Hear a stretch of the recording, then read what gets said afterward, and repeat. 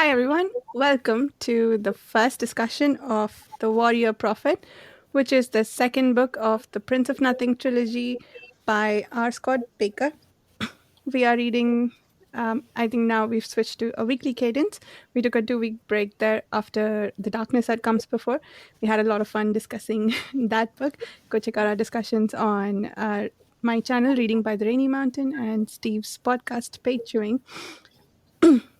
If you'd like to join us on these read alongs, we are reading about 100 pages every week and discussing them weekly.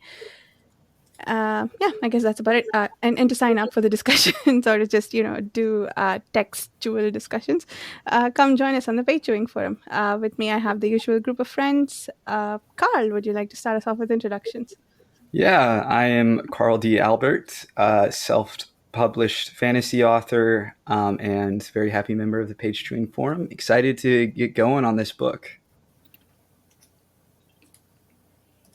Mike? Yes. Hi, everyone. My name is Mike. This is my first time reading the series. I'm also a member of Page Chewing Forum, and really looking forward to delving into the second book, The Warrior Prophet.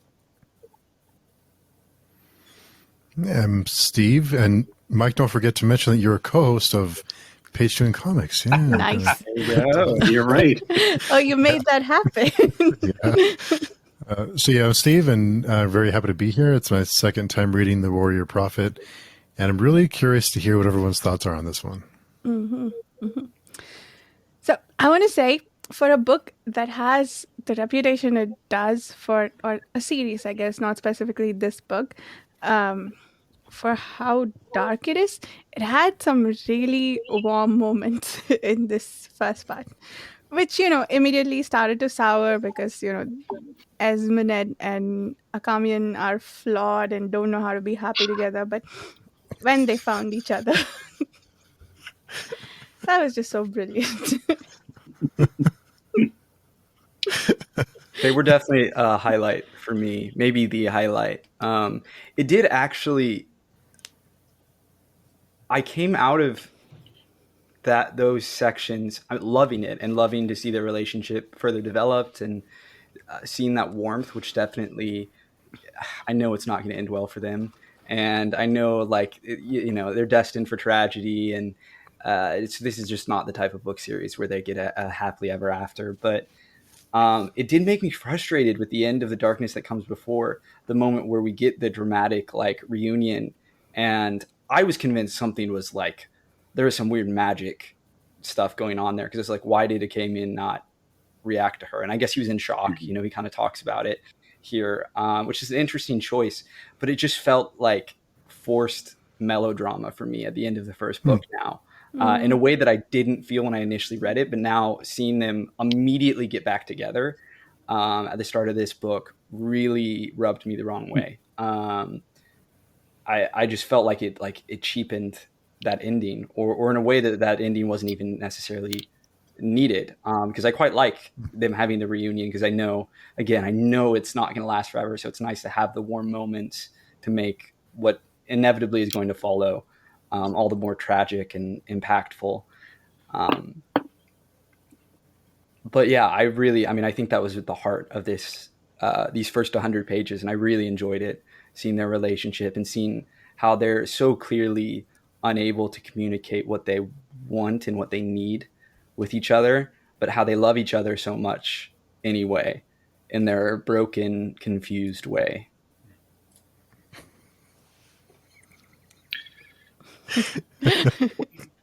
What did you think? I'll just interject one thing. That chapter when they are reunited is just nuts. I think we're seeing all of the economy that comes out of war, I guess, and so people drinking and searching for pleasures, if you will. But it's just I kind of had a nasty feeling from that chapter, and then he's with somebody else, and then he thinks he sees her. So I didn't think they were going to connect. I really didn't expect that. Mm. per se, but it didn't bother me that I did want to see them come back together. I guess maybe I'm a softie in that way, but that chapter was really, yeah. I remember writing down like, this is just there's a lot of kind of misogyny type of stuff happening. The way people are looking at Yeah. women. I mean, this is something that I thought about quite a bit after reading the first book. But I still found that chapter very engaging, and that I thought the pacing was good. So I guess I was a little bit all over the place, but I really enjoyed this section. I don't know. I felt like I was enjoying this this book a little bit more. I don't know, because I think it took me a long time to get used to the world and the darkness that comes before. I know, Steve, you really loved that book, but maybe on your first read, I don't know if that was the case for you, because I feel like it took me a while to kind of get my footing. But I think a lot of you have read like Malazan, and I have not, and so. But I've read like other fantasy books, like fairly dense, but I did feel like more comfortable jumping into this book for some reason. Anyway, those are my. That's something I always like about sequels is that you have that comfort and the familiarity with characters. Malazan's actually famous for even sort of subverting that. But it's I'm right there with you, Mike, that I definitely felt like a lot more like I wasn't as stressed, I guess. Stressed is a strong word, but I definitely was a lot more comfortable coming into this book than I was for a lot of the first book, as we were trying to get our footing in the world and to understand the different factions and how everything relates to everything else. I'm right there with you on that chapter was wild. That we go from Achamian like having this frankly kind of disturbing, tragic, strange, tense encounter with this prostitute, who he repeatedly describes as looking like very young but is not young. And I was like, I have no idea how I'm supposed to take that. Like this, it was certainly on weird, shaky ground there. But then, and then he sees Esme, and he has to follow her. And it's so moving and dramatic. And you're like, oh, is that actually her? There's that question for a while. Did he actually see her? And I fully thought it wasn't her. I was fully convinced that he had just like imagined someone that looked like her, and then it ended up being her. And it was definitely surprising in how I didn't expect that sort of type of heartwarming. I mean, heartwarming, it is heartwarming, but again, it has the dysfunction of their relationship, that like there's immediately drama between them. There's immediately conflict. They immediately are arguing about things and not saying things to each other that they should be saying, but that they don't say because they're broken and sad and thinking, in their own personal ways, they're undeserving of love. And yeah, it's powerful stuff. That was a really wild chapter. In a very like quiet, very character focused way too, which I really appreciated. Not every fantasy story stops to like let follow the character deal with their inner demons psychosexually, and then follow through with then the relate. Like it would have been so easy to skip that initial scene with the prostitutes, or Achamian even just like wandering around and just skip right to him seeing Esmenet. That's would be a very common place to like kind of jump in, but Bakker really let us like dig into the scene and dig into Achamian's psychology in a way that again is like kind of disturbing at times, but is extremely compelling, and certainly shows you a lot of complexity and humanity in ways that I just found endlessly compelling.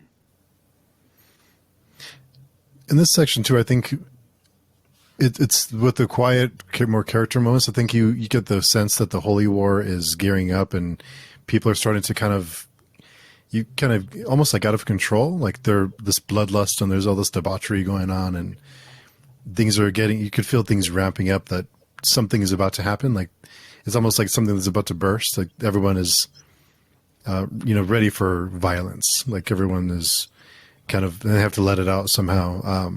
Absolutely.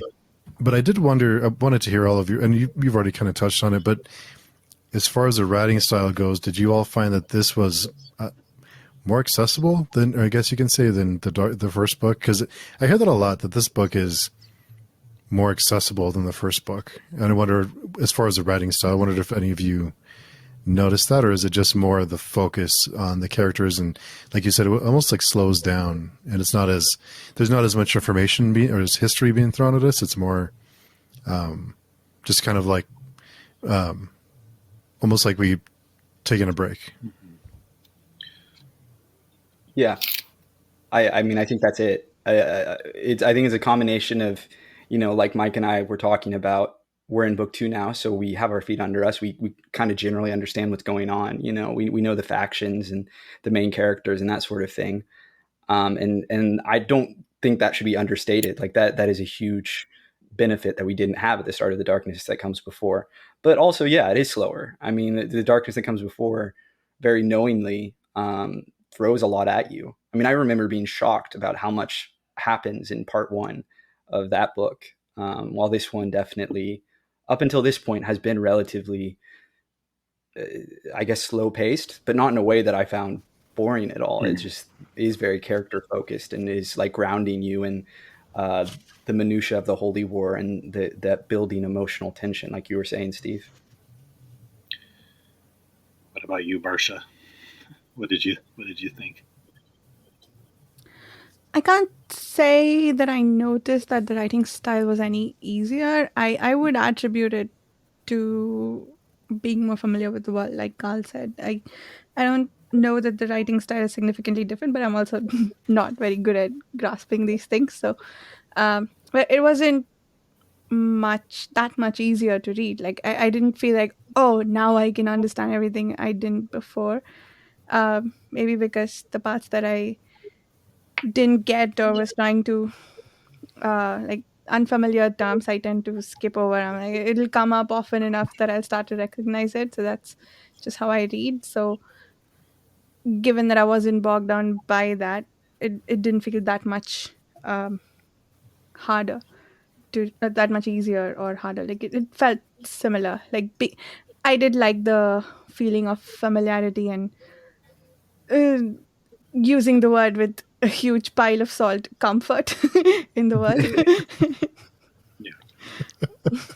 Yeah, I definitely still couldn't tell you the differences between most of the different, like, what are they? Western, Eastern? What are they Norserai king? No, the Norserai are like the far northern kingdoms, but the ones that are on crusade, like that we all got, that Kellhus, like all those people that Kellhus stopped, and I think it was the end of the last book where he stopped and like looked at all of them and was like, this is this person's deal. This is this person. I couldn't tell you the difference. I'm like, I remember one of them has shrunken heads on a belt, but like I think that's the Tidoni one. But beyond that, I'm like, that all stuff is all kind of a blur to me still. But the Empire stuff, or all the different empires, I can kind of follow at this point. I can't say that I can, but just Sorry, go ahead, Mike. No. One thing I will say in the first chapter, I will admit I read it twice because I think I was just thinking I was too comfortable. So there was a lot of exposition. There was a lot of exposition in the first chapter where basically Kellhus is spilling the beans about everything he knows. Sorry, not Kellhus. Achamian is telling Kellhus like everything about the console, and he was just coming out of him because of, I guess, Kellhus's abilities to coax anything out of people. And so we learn more about the no god. We learn about dragons. There's a dragon that appears in the dreams, which I think, Varsha, was it you that said you were hoping there would be more dragons, or somebody said that. maybe it was all of us. We learned about this this weapon, the heron spear. I mean, I was like, I got to reread this. This is a lot of stuff happening, and then kind of learn. And so I just that part was, to me, took a while to absorb. I don't know how much I need to know about all of that, but it was a lot in one go. But then the rest of the other 3 or 4 chapters to me were, much more smooth sailing. But I feel very confident the heron spear will come back. oh yeah, And I have a couple reasons for thinking that. One is just like on a basic narrative thing. Like, you don't introduce something like the heron spear and then not pay it off later on. Like that's just something that, like, it's planted early on. That's going to come up again. There's a historical reason, I believe it too, which I'd be interested to discuss with y'all. Just a little bit of the historical parallels here, because there were some. Yes, tell us. Yeah. So, I mean, I'm not going to get into the spear too much because I'm going to wait until it comes back. I do feel confident it will come back. I mean, I don't know that for certain, but the Asgiliok, which is an awesome name, is definitely Antioch. I just assume, because that was like the first big victory for the like Western Frankish Crusaders in the Holy War, the First Crusade. And what shocked me about this one, though, was Antioch is a huge, like, turning point in the First Crusade, because it's one showing, oh, we can do this, like we can take Jerusalem. Like, it gets everyone really fired up. And Asgiliok kind of functioned similarly, but it was also really hard fought and hard won. And it's a very significant turning point. People, like, one of the leading princes ends up, like, deciding, all right, I'm in charge of here now. I'm done. My war is over. The rest of you go on. And I don't know we won't find out something like that has happened, but it didn't play out exactly like I expected. Although maybe I'm misreading things, but certainly with a name like Asgiliok versus Antioch, I was sort of latching on to that as a possible parallel. We'll see. But that was something I definitely kind of noticed and was curious about. Like, the siege was sort of brushed over. Like, we didn't even really cover it. It was just like, oh yeah, and then we have Asgiliok now, and a lot of people are dead and things like that.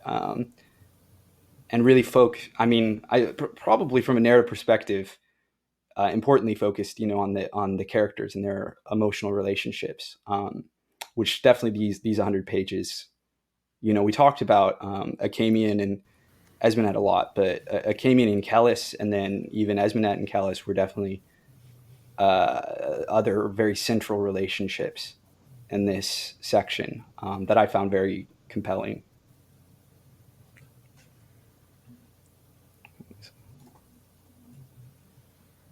What did you think of Esmenet and Achamian's reunion, Steve?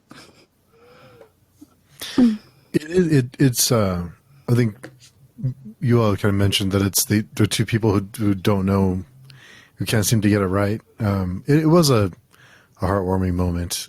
It's I'm trying to be really careful what I say to not spoil anything, but it does strike me that for as like up and down, and as much time as they spend apart, that Achamian feels comfortable telling Esmenet about the consult, and she reciprocates that by saying, we have to keep this secret. Like, it's so they have become like a unit, and they've have this deep trust in each other that, and he just speaks to the way that they feel about each other, even if they go about it in very strange ways.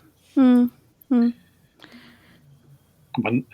thing that maybe I misremembered this, but I think there's a section where they have the two of them have this long conversation, but then we learn that something is listening in. That, because the whole time I kept thinking, because of Esmenet's history with this Sarcellus character, from book one, that either she's going to be continued to be monitored. Of course, we see Sarcellus comes back up, but to me, I just kept questioning, like, okay, we know that the consult is trying to track down Achamian, so to me, there's no way that them just coming together is not being monitored by whomever the consult, a skin spy or whatever character it could be, because there's so many possibilities now of people, hiding their face or whatever, or being, is that the right word, skin spy? Anyway, I remember that being used. And we learned, if I'm not mistaken, that that's not magic. That's which I really kind of threw me, that they said it's like, I'm not quite sure what it is, techne or something. They call it the old science. Old science. I definitely. Right. I mean, I don't know if it actually is a science or not. I definitely just interpret it as magic, but maybe, yeah, they do call it the old science. You're right about that. Yeah, that was wild. I mean, I think that was also maybe mentioned in chapter 1. Just a lot of, new. I think Bakker just throws a lot of different things at you, I really like that. It's like you don't really any number of things could be happening. It's not just I feel it's not just the story at face value. What? Just a quick thing before we move on from Achamian and Esmenet, I just wanted to comment on was a thing that occurred to me as I was reading this is part of what's so interesting, just from I guess like an intellectual literary perspective, and I think it is one of the things that like ties them together too emotionally, is that these are two people whose careers are like wearing masks and dealing in information, right? Achamian's a spy and Esmenet is a prostitute. And so they're both used to like playing pretend. And it's only around each other that kind of those masks start to come off. But even then, never all the way, right? That's part of the, as comfortable as they feel around each other, there is still those walls. They still can't help but, play the whore and the spy a bit. And I think that's probably where kind of the seed of the tragedy of their relationship is. They can't shake their vocations almost like define who they are as individuals too, and in a very tragic way, in a way that like I don't think,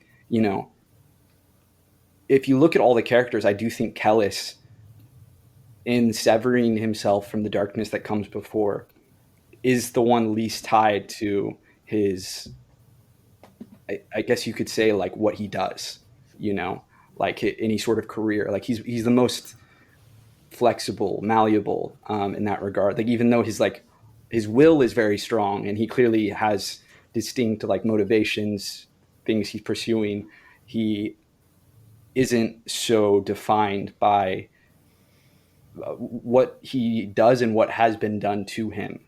And I think that, I don't know, was just an interesting thing I was thinking about while reading this section. I really like how you put that. I think it defines them, and it also defines, I guess, what's flawed about the relationship. What you said, like Achamian can't get over the fact that she has to sleep with other people as part of her job, and even when she stopped, he's torturing himself by reminding himself of all the people she may have slept with in the past, and right. And same with her. I mean, we're not seeing the cracks yet, but I feel like his constant weeping is going to come bite their relationship in the back. Every time we saw Achamian, he was miserable and weeping, understandably so.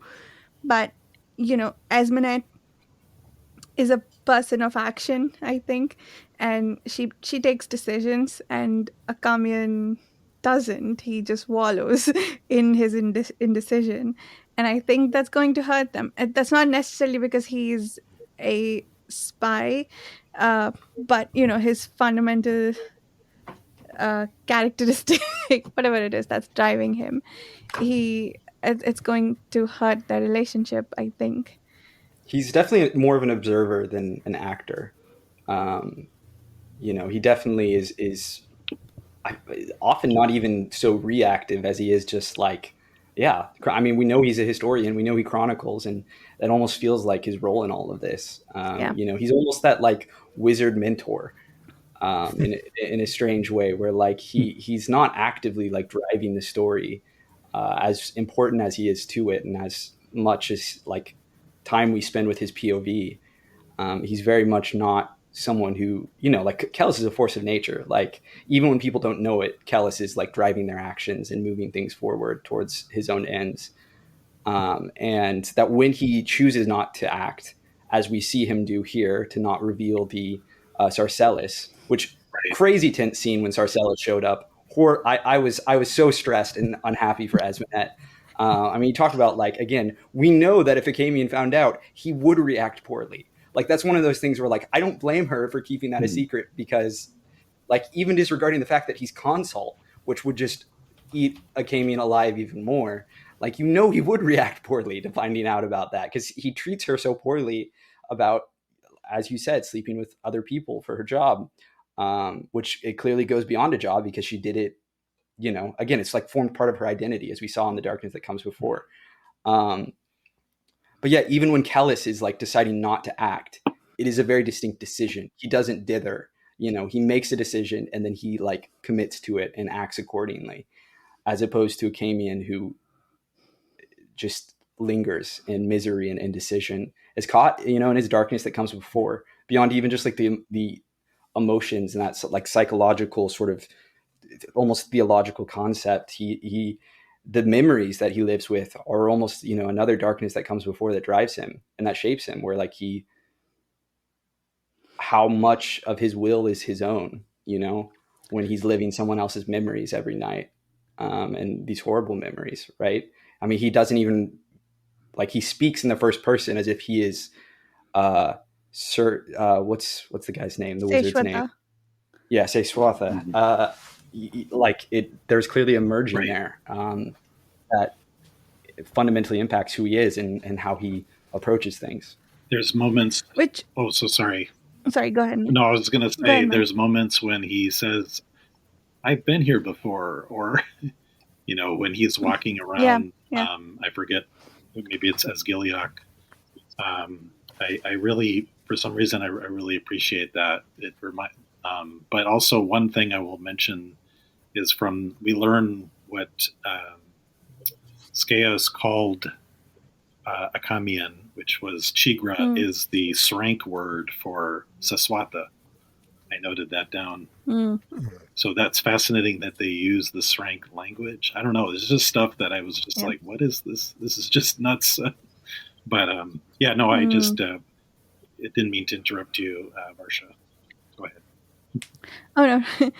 Yeah, I actually noticed that because of the question you asked on the forum about Chigra. I that completely went over my head. I didn't even notice the Chigra bit last time. Sounds almost like an insult, no? I don't know if it's his name or if that's what they call him in Shrank.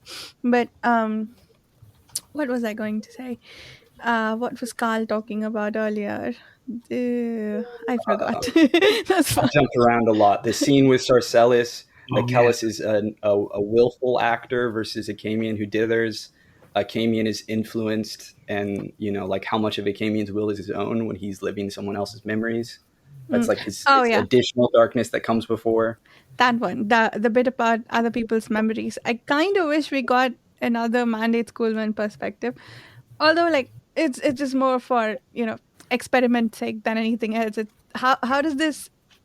Because yes, Achamian's been affected by the dreams he has a lot, and perhaps it's so much more intense because he's the one who discovered the consult. He's the one who got to meet Anna Surimbor for the first time again, and so he's the messenger of all the bad news that the world ever wants to deal with.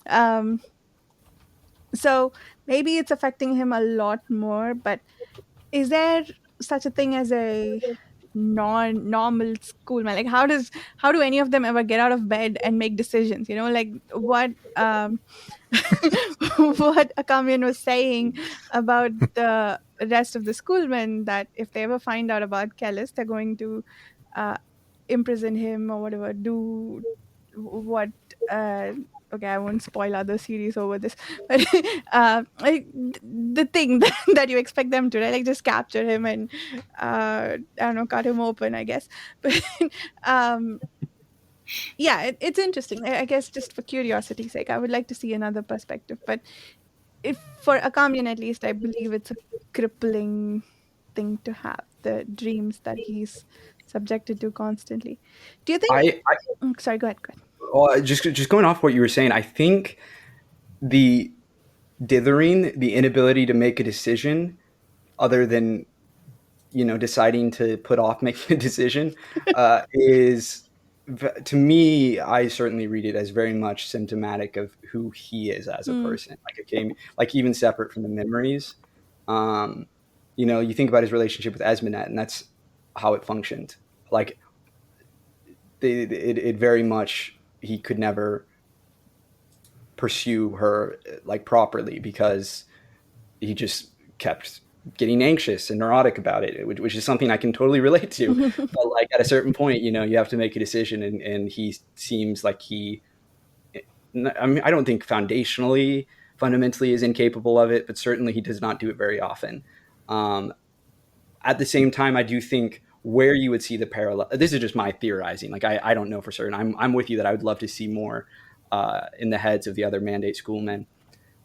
Beyond the little bit we got at the beginning of book one, is that I imagine they all would be doing a lot of crying, because I imagine that does come from Seswatha as much as it is their own personal experiences. Because like when you think of him, and like in all these memories, he's crying because mm, everything he loves and knows around him is dying.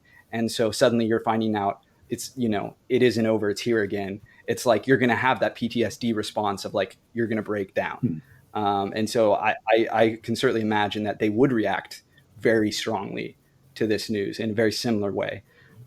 Do I think that they would fail to make decisions like Achamian does? No, I imagine particularly the people at the top probably are more experienced at, I mean, Achamian wasn't a leader. He was never been a leader.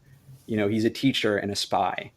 And I think that's what he's good at, is like teaching people and learning things and gaining and sharing knowledge, as opposed to, I can't remember their names, but whoever the head schoolmen are, who like, I imagine, whether they decide to arrest Kellhus or not or whatever, would make a decision and wouldn't, dither over it endlessly. yeah. I imagine they're probably similar in character to the head of the Scarlet Spires, whose name escapes me at the moment, but um, similarly feeling in charge of everything. I guess we're almost about ready to move on from Esmenet and Achamian. I just want to say one more thing. Did you guys read the summary at the beginning of the book, of book one? I read parts of it. I read. So there was. Oh, go ahead. Sorry, go ahead. Go No, ahead. no, I was going to say I read most of it. Yeah. Okay. So we were talking last time about why Kellhus would be interested in server, and I think we kind of got the answer in the summary, that he's basically trying to get to Nayur through her, which I should have seen, but I did not.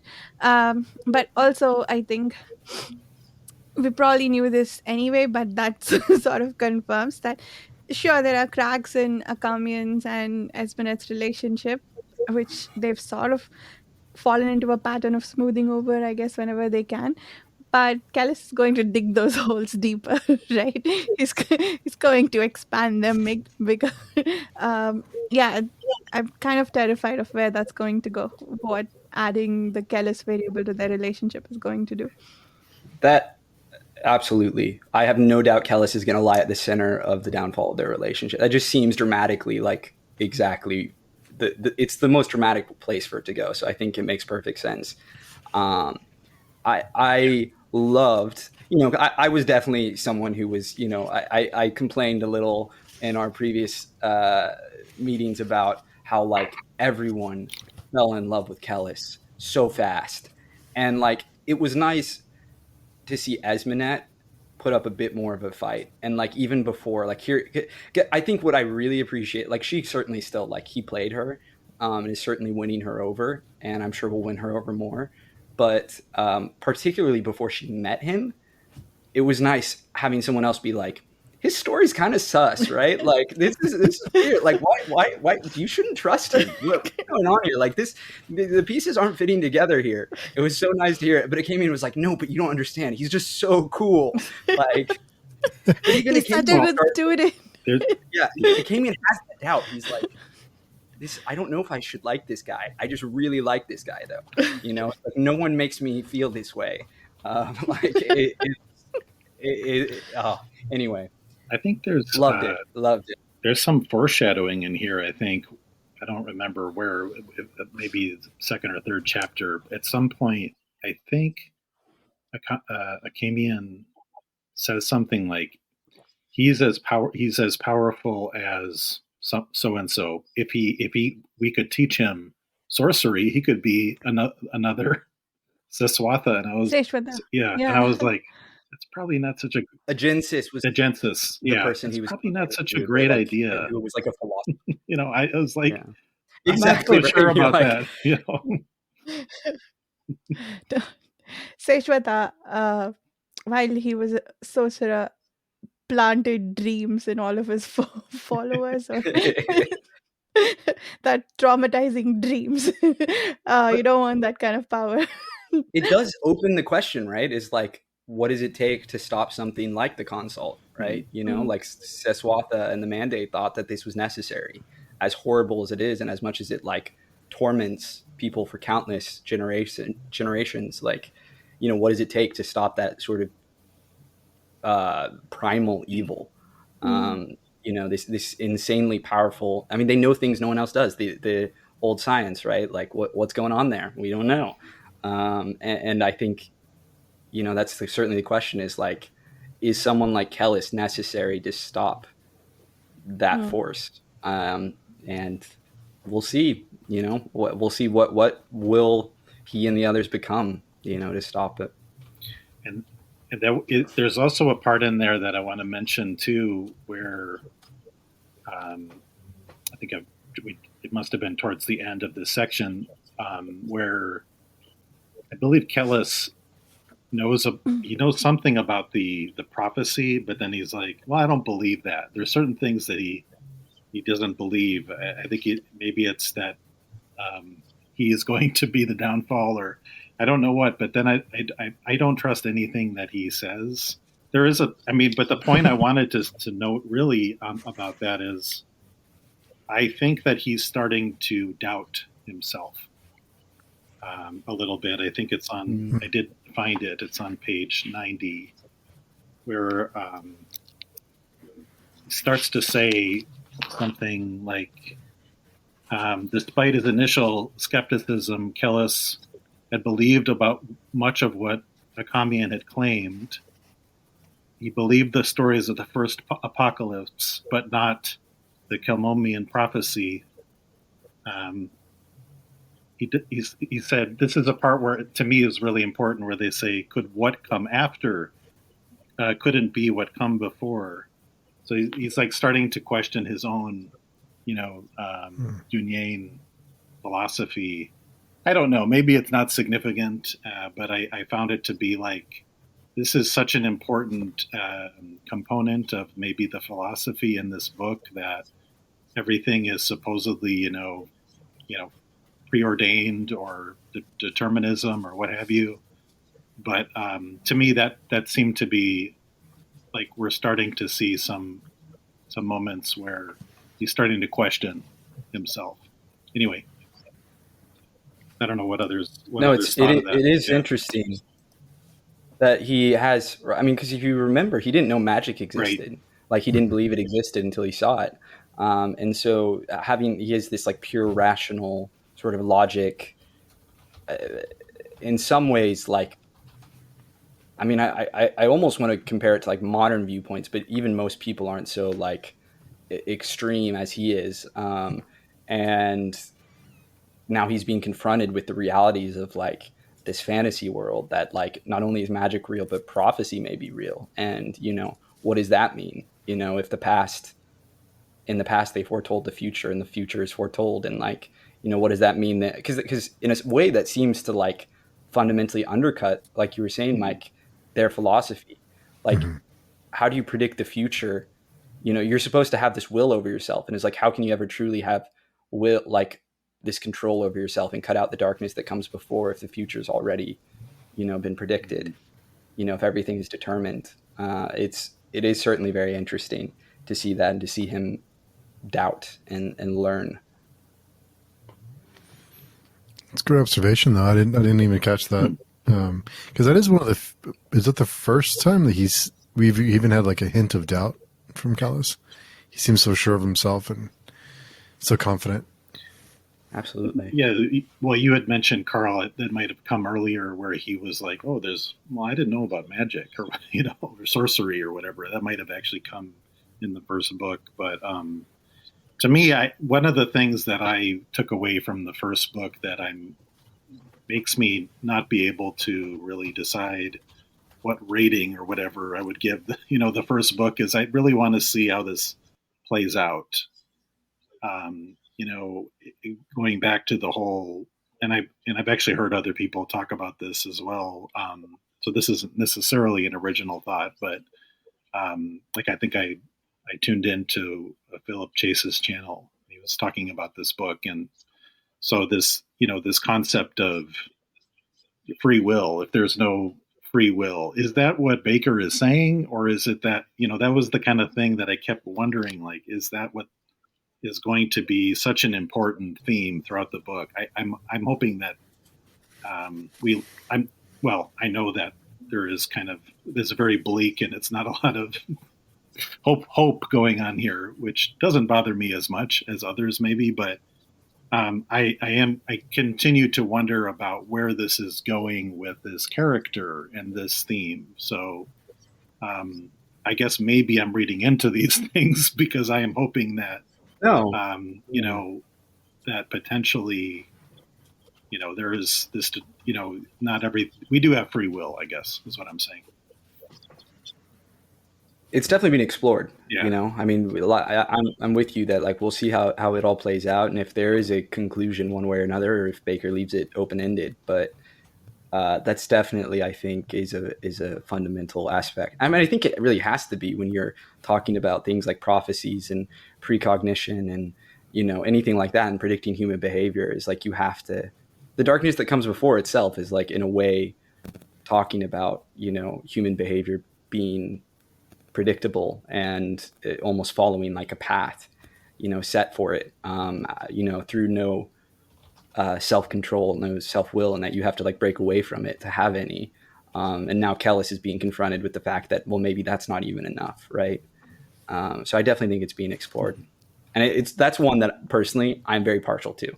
I love it. I love it in Dune. I love it, just in general. I love it when, asking questions of free will and like what even is free will? How do you determine if you have it?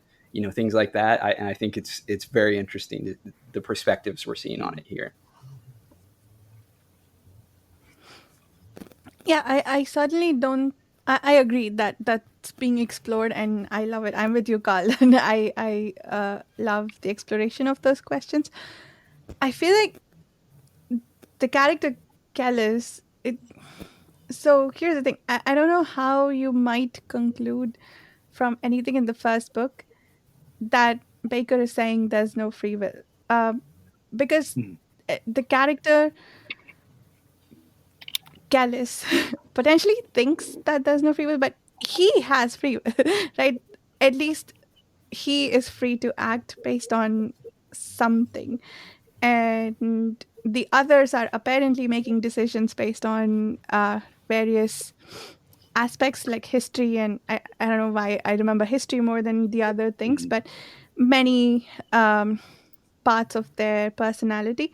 And Kellhus is basically learning to wipe all of those out so that he can manipulate them. But he's acting like it, and it's not that he's got some special abilities that only, or that he's not human and the others are, and that's why he has free will. Anyone can train to be Dunian. They were bred to have certain characteristics, but it sounds like it's a sort of meditation philosophy or principle that you apply, and you can maybe get partway there. So yeah, I watched that discussion too, and I didn't feel like there was enough Mhm. in the first book to conclude one way or the other. Sure, the question was being explored because Kellhus is doing like statistical analysis in the prologue and determining what the behavior might be, and then he's going on about how many variables there are later on, which you could say it's like single variable calculus and like whatever. But the point is, um, I don't like, if that's Baker's point, I don't feel like he did a good job of making it in the Right. first book, and I don't even think that that's his point. I mean, it's only book one. Like, I feel like very few stories that are long form make their point in one book, you know? If anything, I feel like what he did in book one was ask a lot of questions and is now exploring those questions, Right. you know, and elaborating on them. I mean, again, because Kellhus seemingly is the definition of free will in a sense. And that's why he's so shaken by this idea of prophecy, because it's like that means fundamentally the way he views the world is incomplete and maybe wrong. And, you know, maybe free will as he views it doesn't exist. Mm. And it's very compelling. You know, I mean, I think in many ways we go to fiction to sort of help ourselves process things. And, you know, I think we all in life find our personal philosophies and experiences and things like that challenged. And so we like to see that reflected in stories. And you know, that's what's happening here for all the characters. And certainly not, you know, Kellhus not least among them now, although perhaps more often than not, he is sort of imposing his philosophy upon the rest of them, Yeah. even if they are not necessarily aware of it. Yeah. I was going to say something. Yeah. And that was one of the reasons why I was drawn to the series, right? Because I know Baker is a philosopher, and the question of free will is very fundamental to studies in philosophy, as far as I know. Not that I have studied a lot of philosophy myself, but I was very curious to see how you might. It has to be an exploration, right? Unless Baker himself strongly believes one way or the other about determinism and free will, it has to necessarily be an exploration of what if this were the case, or what if. And Kellhus is representing a character with free will. The others, but it's down to people then, isn't it? It's not that the world as a whole has this, like, the starting point, you can predict everything about the end, because even in the analysis that Kellhus does, which by the way reminded me a lot of like HID's Paul's what were they called? Not scrying, I don't know, they were called something when, Prescience. yeah, and Yeah. when he's calculating all the paths that something could take, it could still, there are a lot of variables, and that's true even if you have free will, right? There are many decisions that people can make. Maybe to think that they're finite is flawed, and that's probably what's wrong in Kellis's philosophy or principles. Well, I think it again is still a question of whether Kellhus is even imposing, Mm, whether he has free will, because I mean, I think sort of I briefed, like I took a class on this, so like the whole idea of like determinism and like the sort of scientific philosophical theory is that like all time exists at the same time. Like if you think of it almost like any given long shape, right? And so that like if you're here, the future already exists, you're just not there yet. And that any given time, like you may think it's this illusion that you're making decisions, but that what is going to happen and what has happened was always the case, because all time exists at the same time. And it's only our human perspective, our limited, you know, three-dimensional perspective, that makes it seem as if we have free will.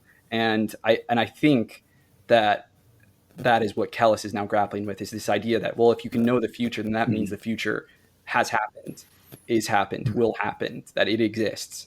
And so now he's having to grapple the fact, okay, I thought I freed myself by cutting myself off from the darkness that comes before. But if all the things I'm going to do are destined to happen, then I'm not really free at all. Right. And I don't know, like, No, we don't know, right? we I don't think know. this is being continuing to be explored, right? And I think it's interesting. But certainly Kellhus is a strong proponent, and certainly like anyone, like, you know, like you, Mike, like, God, I would like to believe I have free will, you know, and what's the difference, right? Like, how do you define it? What's the difference between like the illusion itself and the reality, right? Like if as far as you're aware, you're exercising free will and making decisions, you know, certainly you could make decisions one way or another. So is that free will, you know, versus like whether that decision was always going to happen and you're just not aware of it? Like, you know, how do you define it? How do you define free will? I think it's I don't know, this stuff. Like, I love this stuff. But I also think it's explored in the various characters as well. So if you look at the women characters, as we've said many times, they have no agency. You know, some of these characters that are maybe through, well, we know that there's caste in here. We know that, you know, people are frowned upon for whatever their livelihood may be sometimes, or what their culture is. So depending on where you are in the society also, I think, helps determine, you know, your level of power and agency and, I guess, free will. The one thing I wanted to say that I kept thinking about too, sorry, it doesn't really come up in this section that much, is I keep thinking that Kellhus has been in a laboratory, you know, like being in that, in the Dunian world, right? So everything that maybe works extremely well in his conditioning and the selective breeding, etc., you know, can work well in the wild, you know, in the real world, but it's not going to be perfect. And that's what I think, you know, we're seeing a little bit of, you know, here. Not, you know, anyway, but I just keep thinking so cool. that because it's a little bit related to some of the work that I do for a living is, you know, we see things that work well in experimental conditions, right? And then people say, well, this is the greatest new thing, and we're going to, this comes in business and technology, and we try to scale it up, and, you know, whatever. Maybe it's make the most profit, or it's whatever, but doesn't always happen. Sometimes, you know, in these small finite conditions. Anyway, I kept thinking about that. That's a really cool insight. You're totally right. It's that controlled environment, right? It is. It's like an experiment. He's like, he grew up in a laboratory, and now he's like having to see if all of the hypotheses, you know, that were proposed and seemingly proven true in his little control group is now like, does it still ring true once you're exposed to the chaos of the wider world? That's really cool. Wow. Yeah, you're totally right. That has to be intentional too. Bakker, that isolated, like, uber rationalist, like, wow. Yeah. So does anyone else have any thoughts about this? Because otherwise there's something I have been dying to talk about.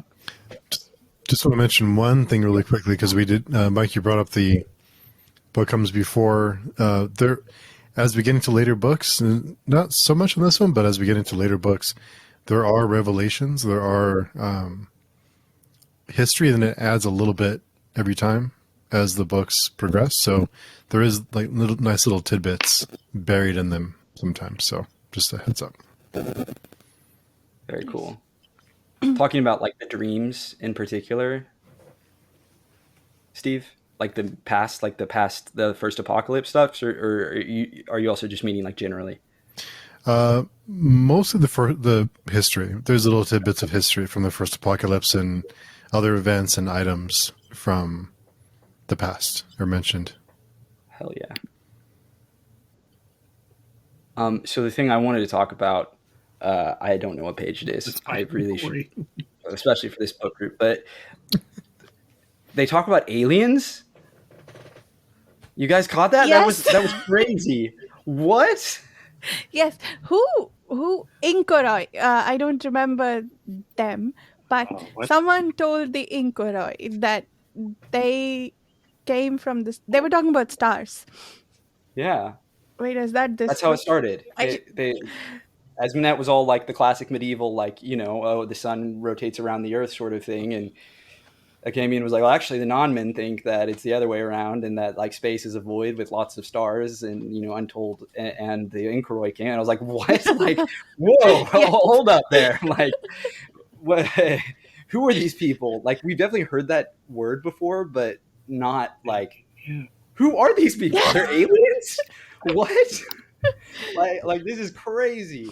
That was a hell of a ball, to Yes. drop right there. That was Just casually throw that in there. And Hmm. yeah. I read that. I think I missed that. I remember reading that part.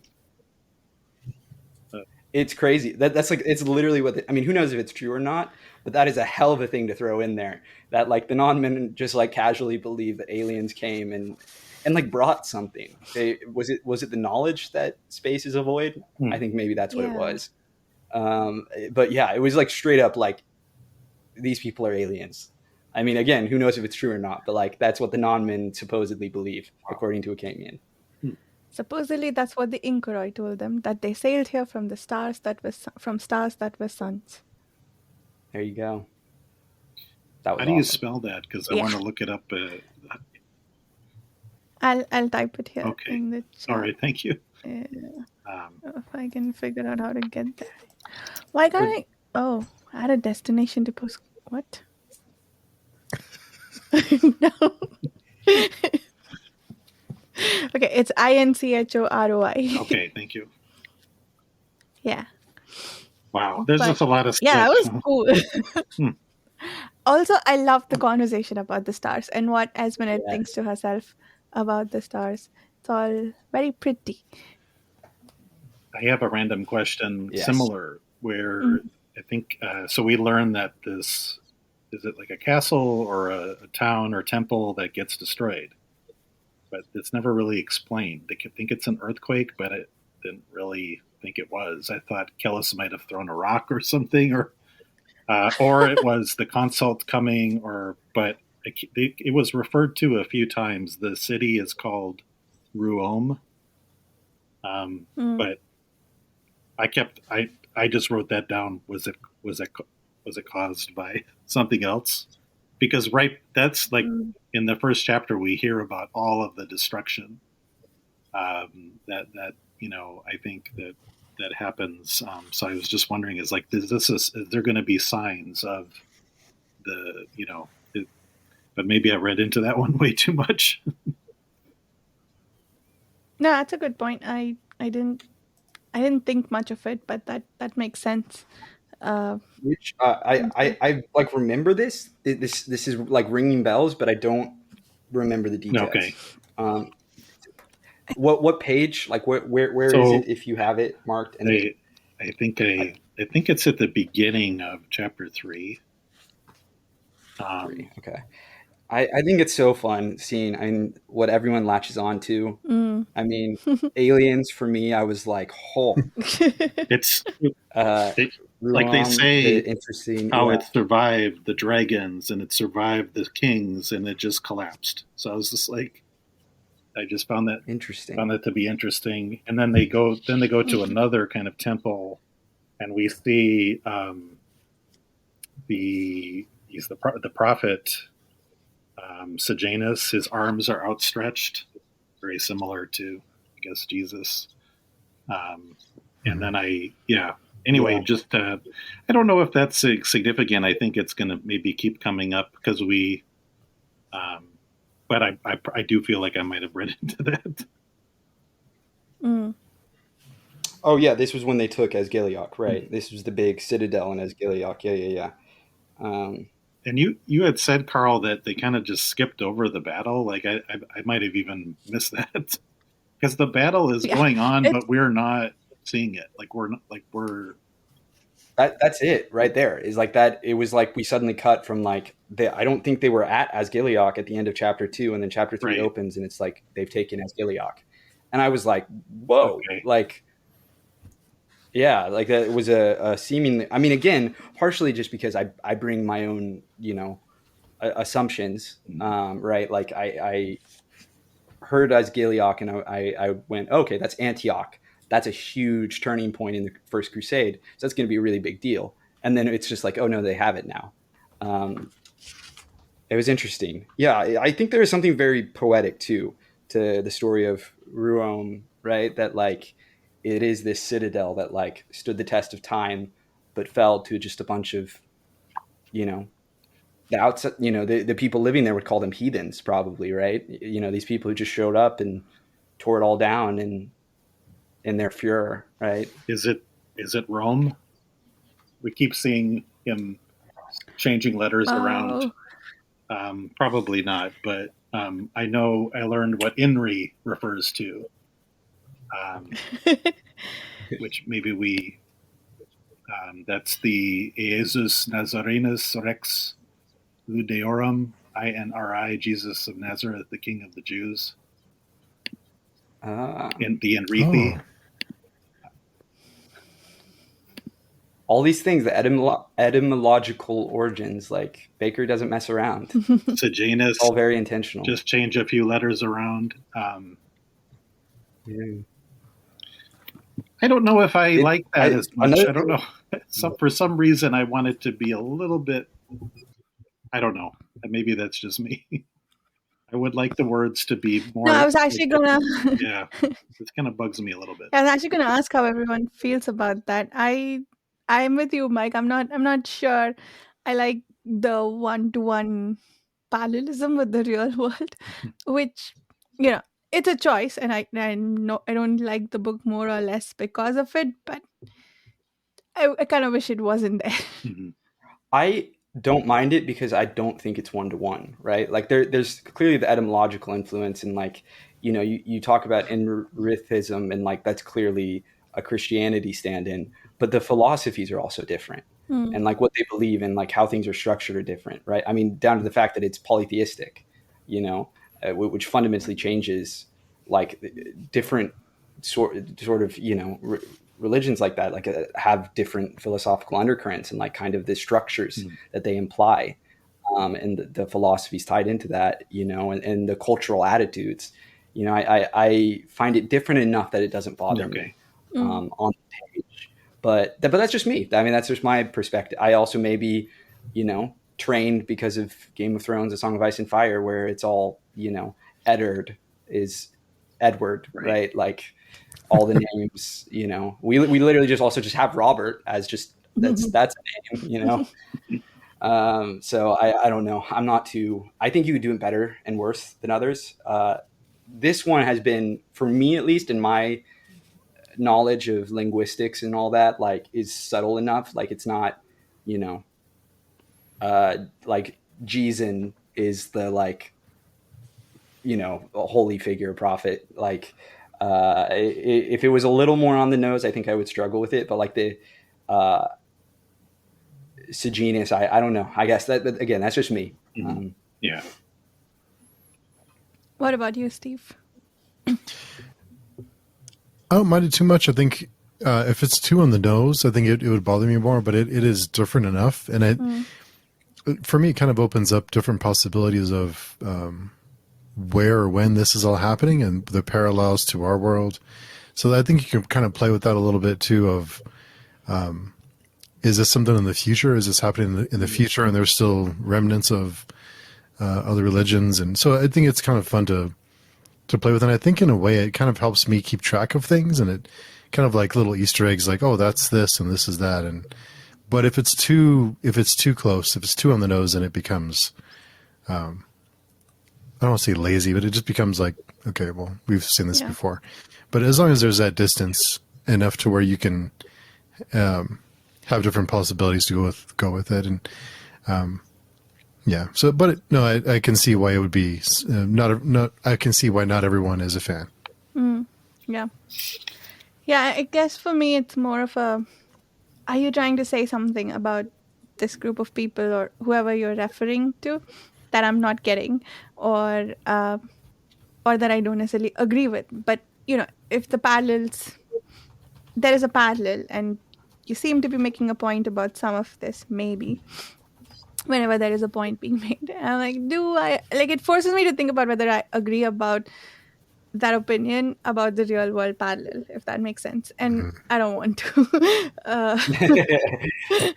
That's fair. Yeah.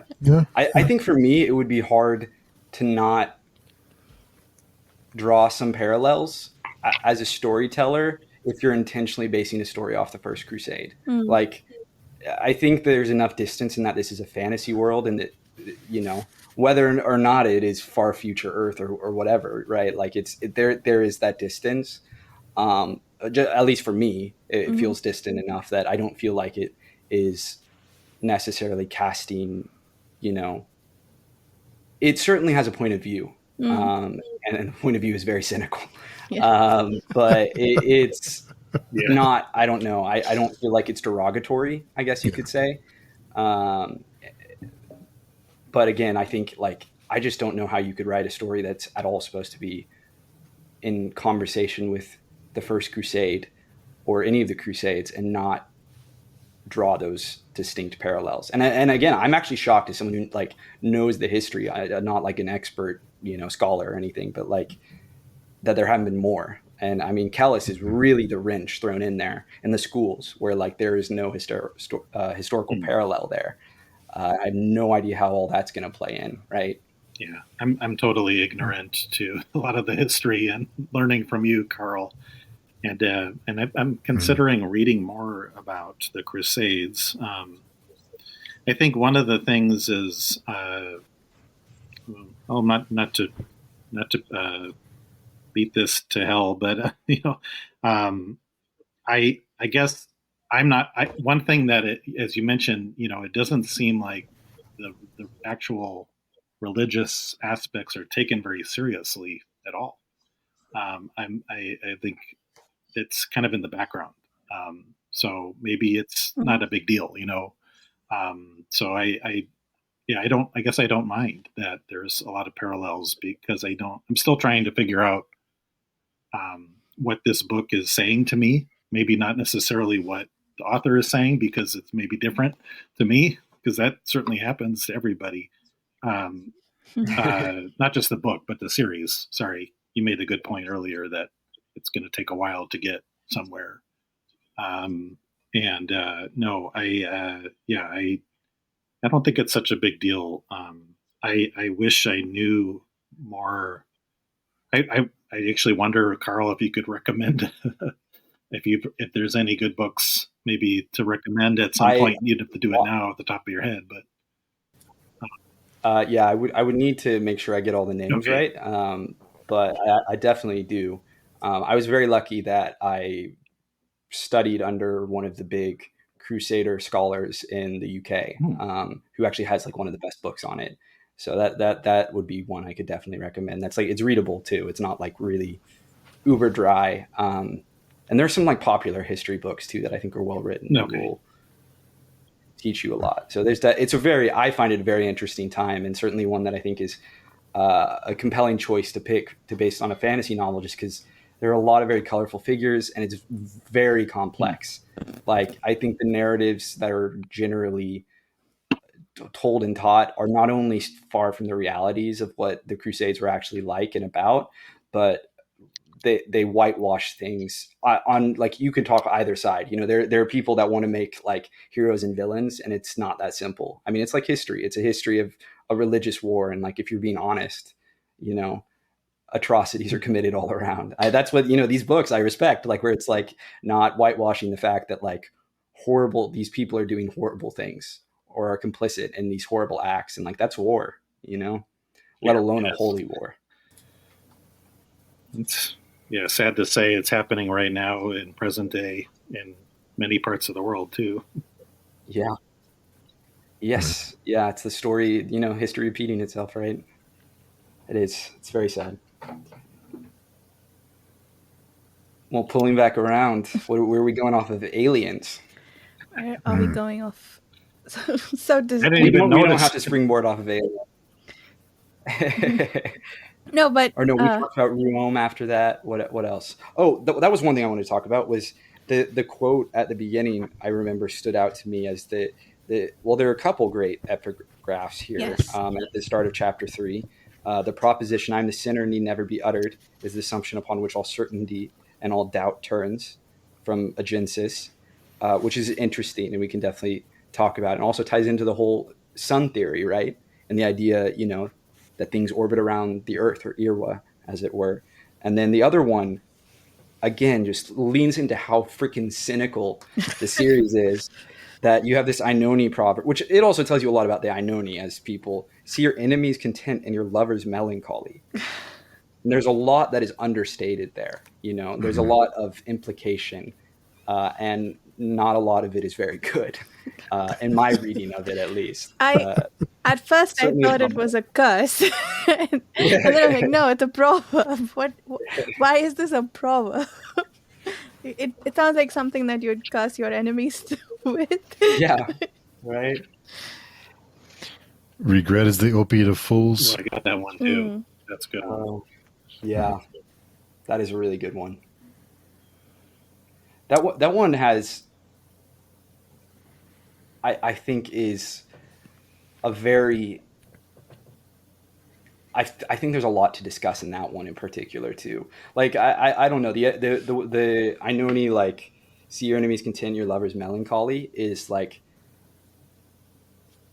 to me, is like almost just about like maintaining stability, at least in my reading of it. Is like, if your enemies aren't actively trying to kill you, you're doing pretty good, and your lovers, you want to keep them like under your like thumb, like you want them to be under your control. It feels very Kellhus, to be honest, like that proverb, the idea of like manipulate people to your whims. And we know, Ainon plays the Jinan. Mm-hmm. Is that the name of the Game of Thrones that they do? That it feels very true to that. As opposed to the regret being like the opiate of fools, I think is very. There are some interesting ideas there, right, about like the nature of regret and what is its use, and what wounds are we potentially salving by lingering, wallowing in regret. That's a really beautiful way to put it. I like that. Mm-hmm. That was one, I admit, as someone, I can be someone who sometimes wallows in feelings and regrets and things, and so that definitely was one that I'm like, oh man, that's a gut punch. Like, yeah, that was a good one. What other, Steve? You're always good with the quotes. What other quotes do you got? Well, one of them was about the dragon. The great dragon reared his bull chest above the sorcerer, revealing a necklace of steaming human heads. That's crazy. Human head. That's part of what makes the series so readable, is like, even when it's really bleak, it's so badass. Like, there's just like crazy, like the most heavy metal things. It reminds me of Malazan a lot in that way, where you're like, a dragon wearing a necklace of steaming human heads. That's insane. Like, I don't want to smell it. Like, I'm sure that's disgusting, but that's so cool too. It's, oh man. So the dragon is like saving it for a snack for later, or what? Like a trophy. Yeah. I think it's a trophy. Yeah. Snack. It's like snack. You never know when you're going to get hungry, right? You got to keep that around. Like, that was so cool that the dragon appeared in the dream. I don't know. That was so cool. I loved it. Yeah. It's like, that's why I read fantasy, is like stuff like that scene. Like, I love it. Going back in that ancient history, dragons, the old politics, like the so-called like golden age that frickin' probably sucked, but is like very dramatic and beautiful in its melancholy way. And talk about we learn about the apocalypse itself. Talk about bleak. Every infant stillborn for 11 years. Oh my God. The High North was destroyed. All women were violated. It was, it's not a direct quote, but just awful. And one of the names of a dragon, I think, or I'm not sure if that's a dragon or not, or something else. There's some mention of some other weird monsters, which got me excited a little bit. But there was one of them called Kara Sinsanoi, Angel of Endless Hunger. That's one of the names of the no god. I'm so sorry. That's the no god has like 5 different names or 4 different names depending on the language. But there, you want to talk about the etymology stuff? It definitely is intentional that one of his names is Mog Pharaoh, Mog Pharaoh. Like, definitely putting that little pharaoh, god king sort of thing in there, and I think it definitely alludes to things about his character and what he is, right? I mean, because he remains mysterious to us at this point, but I definitely think that there are implications based on if you read into that potential etymology, which again, based off of how Bakker writes, I think is intentional. So the other I assume it was the no god speaking. Again, this is still just chapter 1, and he says, "What am I?" I thought like that blew me away because, like I said, I had to read this multiple times. Is like he was brought back. He doesn't even know. It's like he was awoken from oblivion or something. So it's just like that was just mind altering. Absolutely. No, that was one of the real shocks to me. I'm so glad you brought that up. I actually totally had like that wasn't on my brain. That was crazy because he did not read at all like I imagined he would read. Like you said, he almost read like he was this like senile entity.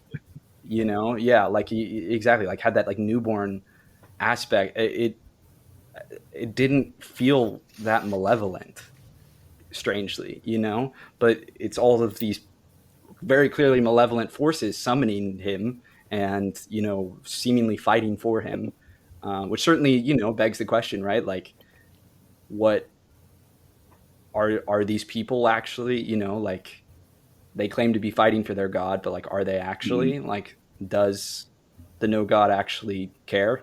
What's the no god's deal? Like, we don't really know. We know what his followers say and like are pursuing and that sort of thing. Very classic apocalyptic evil, but what is his deal personally? Because that threw a huge that's a big question mark now that I honestly just kind of took for granted as him being this like pure evil force. But that's not how like your traditional fantasy, that's not how Sauron talks.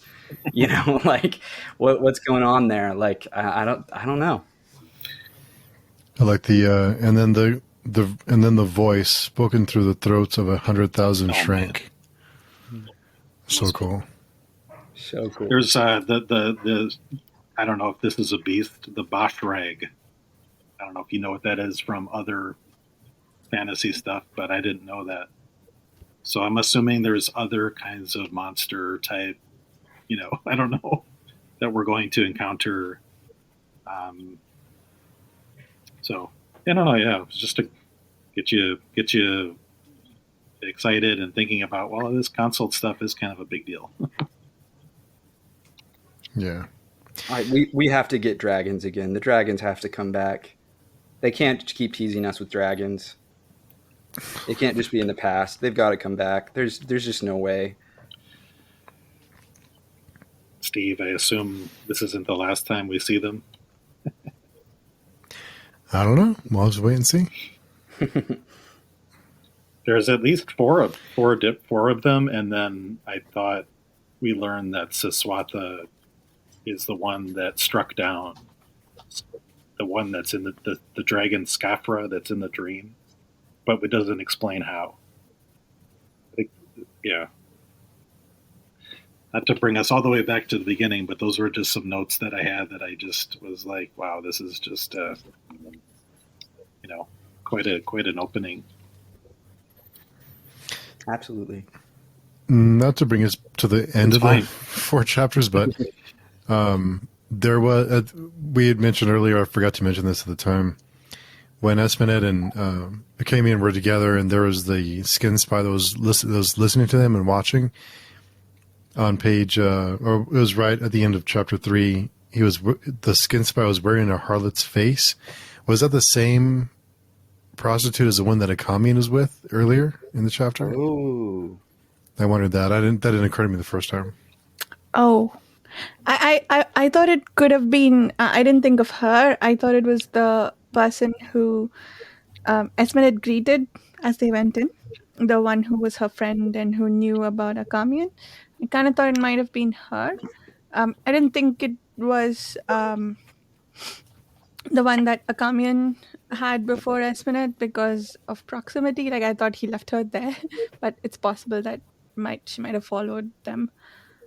I do remember there being. I would have to reread it to really kind of analyze it, but I do remember it being kind of weird, like the way he was experiencing pleasure in that scene. that reminded me of the previous experiences that particularly Esmenet had, and then there was like weird. Maybe it was just the way it was written. Like again, I'd have to go back and reread it to see if it actually was like super weird and like maybe magic-y, or if that was just being very deep into his perspective and his tortured psyche. That's a good point. Do they need to kill the person to wear their face, or or was it a consult who because apparently she looked a lot like Esmenet. So was it a consult who wore Esmenet-ish face? Yeah.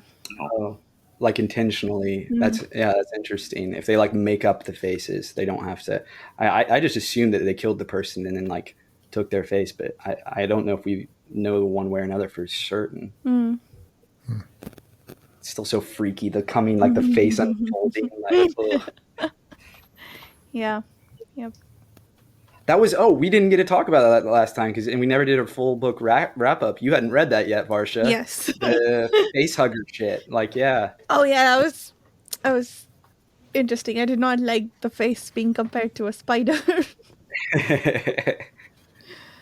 But yeah, that was a really good ending, I thought. Didn't freak you out too much. No. I mean, other than the spider. so I guess I was not as freaked out as I thought I might have been, based on how you guys described it, because I don't visualize when I read that much. So I'm like, yeah, cool, spider. They were just words. There's no actual spider crawling out of the page.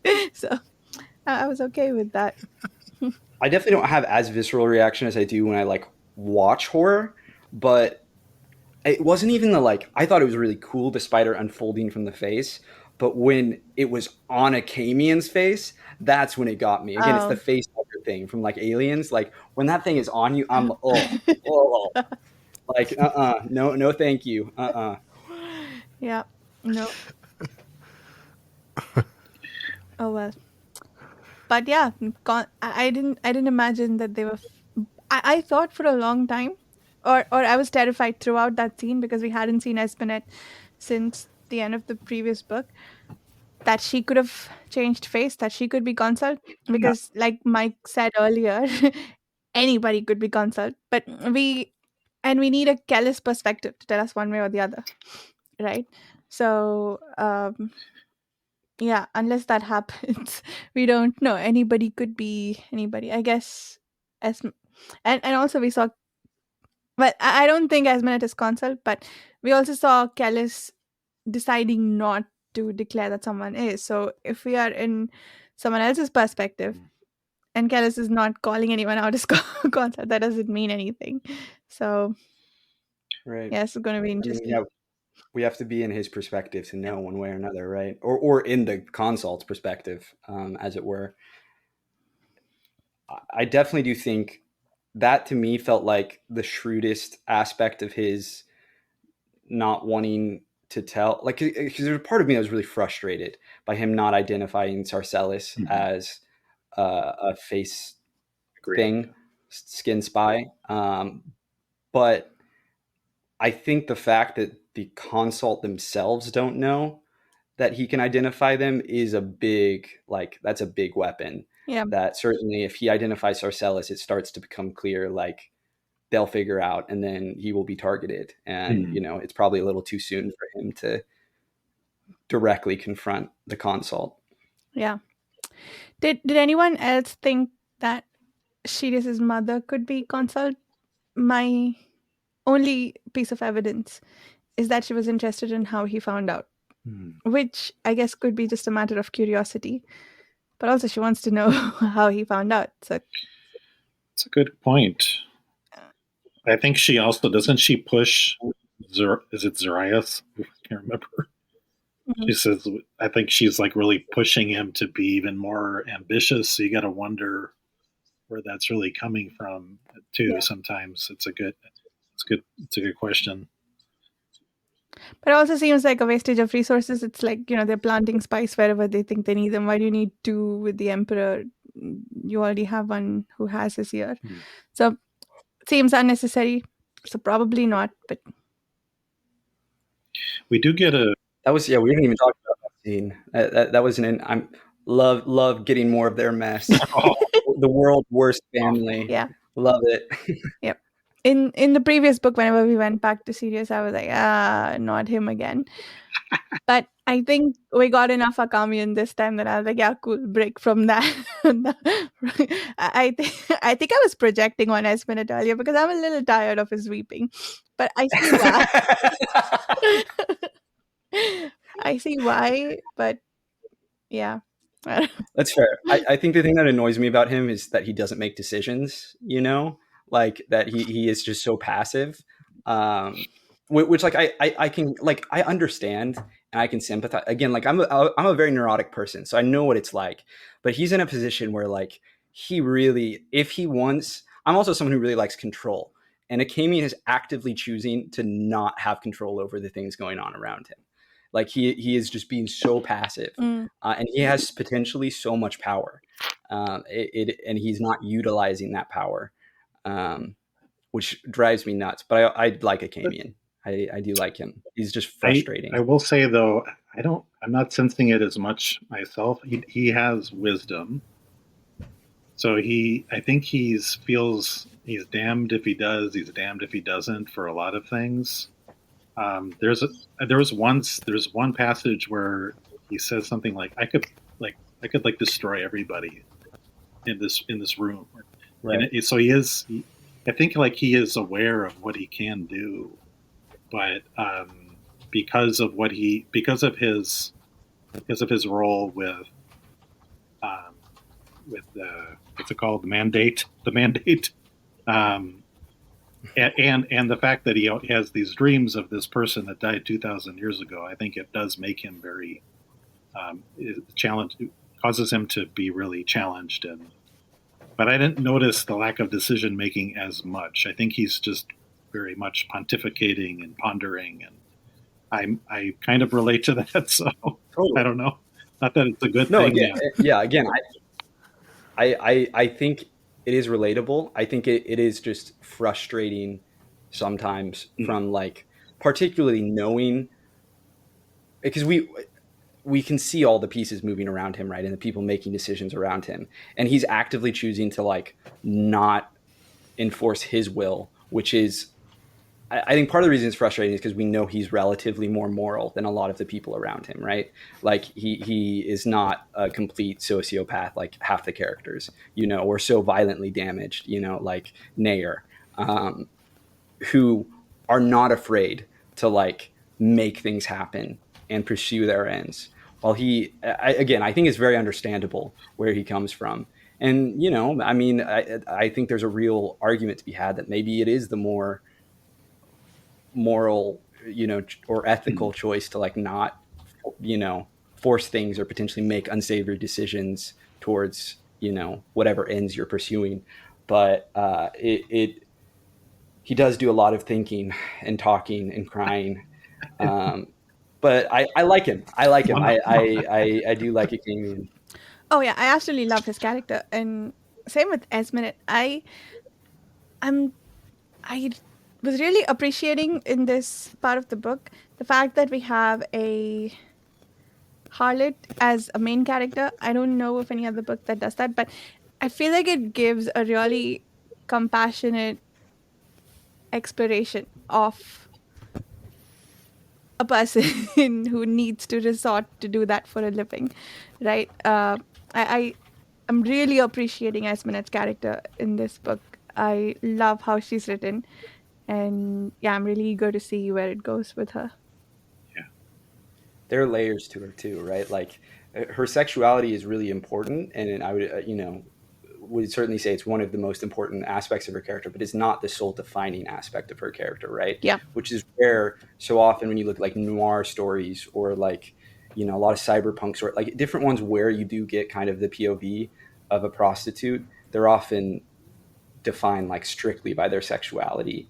And while she definitely is grappling with that, it is not the totality of her, which is something I really appreciate too. Yeah, yeah. That was the thing that I'm trying to find the quote, but what the fact that she took during whatever their lovemaking with Achamian, that was the most a prostitute could give. That was such a beautiful line. I really. Oh, here it is. Tonight she would take, and that Achamian knew was as much as any whore could give. Um, yeah, that that was really interesting. Like that she could bring herself to love, and yeah, I think Oh, this. see, I read that as, I mean, beautiful in a poetic way, but to me that reeked of his like fucked up view of like prostitutes. Like to me, I thought that was a judgment he was casting on her. I read that as like very cynical and sad. Mm, I read that as him understanding helplessness of prostitutes in that regard, but yeah, I guess it could go either way, or maybe Well, I think it is an aspect of it, right? Like to me, he pities Esmenet that's true. Yeah. and prostitutes, but like he doesn't really try to understand. And so he's like, yeah, like giving, this sort of body and time is like, I don't know. Again, that was just my reading of it.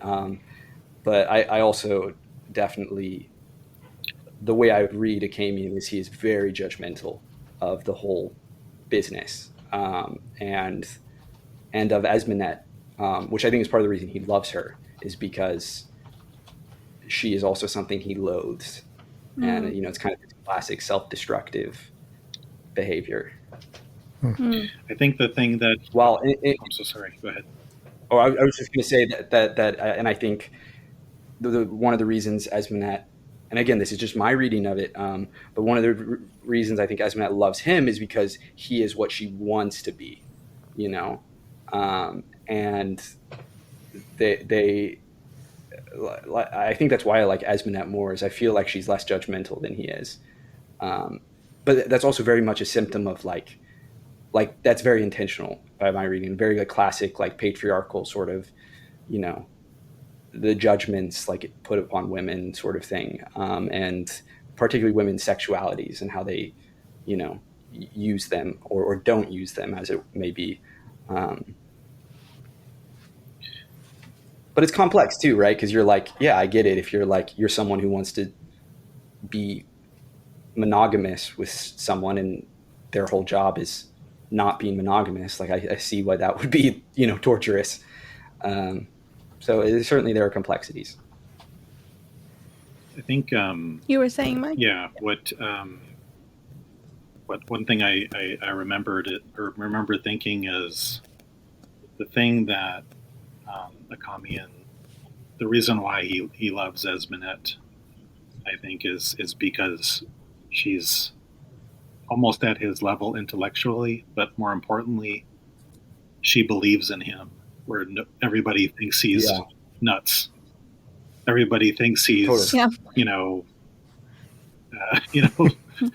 He's like the person that thinks the sky is falling or whatever all the time, and it cannot be easy to be around, and to have one person outside of the mandate school is, probably keeps him going. I don't know why those people aren't suicidal, frankly. I don't know, because their lives are if you, I mean, their whole raison d'etre is, we are watching for the apocalypse. It's not, doesn't get you out of bed in the morning so much per se. Of course, they are waking up from nightmares. So that is the one thing that I think is really important about their relationship. Totally. Yeah, I want to be clear. I don't think that their relationship either way is defined by one thing. I think it's much more complex than that. And I think the thing you're speaking to, Mike, is part of what I really love and like why I care about their relationship versus just being like, oh, screw this, like there is this very sweet, wholesome human aspect of like, they do fill niches for each other, like inside holes inside each other, like Achamian respects her in a way that most of her customers do not. Not only in how like gentle he can sometimes be with her, but like in the fact that he also includes her, you know, in the conversations, and that he doesn't, you know, condescend to her. Well, he does condescend, but in the way he condescends to everyone, you know, because he's like always trying to explain everything, you know. It's just, you know, it's just an aspect of who he is. A very kind of classic scholarly thing. And yeah, there's a lot of sweetness there. Yep. Probably got as opposed to the Zeri. Yeah, we got to wrap up. your time. So, sorry, but I was trying to find a gap to say, are there any closing thoughts? But if you guys want to carry on, I can drop off. I will be done in 10-15 minutes, though. So if you have more things to talk about. Okay, cool. So anything else to say in closing? Does anybody have any? Just want to mention for anyone reading along with us, we will be discussing 5 through 8 for next week. Oh yeah, I forgot to do that. To the end of part 1. To the end of part 1, right. Yeah. Cool. Any? I guess my last thought is that the messed up Imperial Royal Lancer family. I agree with you, Varsha. When I say earlier, they're best in small doses. When I get the small doses, I find them so funny in a really like dark comedy way. Like I didn't immediately like to start, but particularly as I've like seen them over time and they've started like getting less and less powerful. And so they're kind of more and more pathetic. I find them increasingly funny. As they're just like grasping at everything, and they're so horrible. They're just the worst people.